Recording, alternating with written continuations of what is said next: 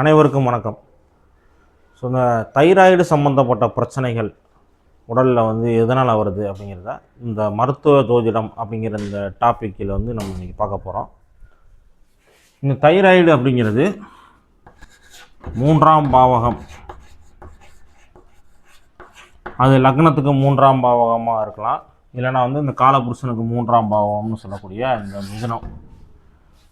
இதில் முக்கியமான கிரகம் வந்து யார் அப்படின்னா குரு பகவான். இந்த குரு பகவானோட வீடுகள் தனுசு மற்றும் மீனம். இந்த வீடுகள் வந்து கெட்டு போயிருந்தாலோ, கெட்டு போகிறது அப்படின்னா அந்த வீடுகளில் வந்து ராகு இருந்து தசை நடத்தினாலோ, இல்லை சனி இருந்து தசை நடத்தினாலோ,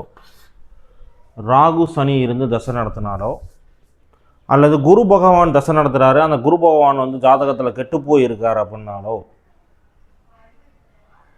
லக்னத்துக்கு 3ஆம் வீடு வந்து கெட்டு போயிருக்கு அப்படின்னாலோ, காலபுருஷத்துக்கு 3ஆம் வீடுன்னு சொல்லக்கூடிய இந்த மிதுன ராசியை வந்து கெட்டு போயிருந்தாலோ, அவருக்கு தைராய்டு சம்மந்தப்பட்ட பிரச்சனைகள் வர்றது அப்படிங்கிறத என்னோட அனுபவபூர்வமாக நான் வந்து பார்த்துக்கிட்டு வரேன்.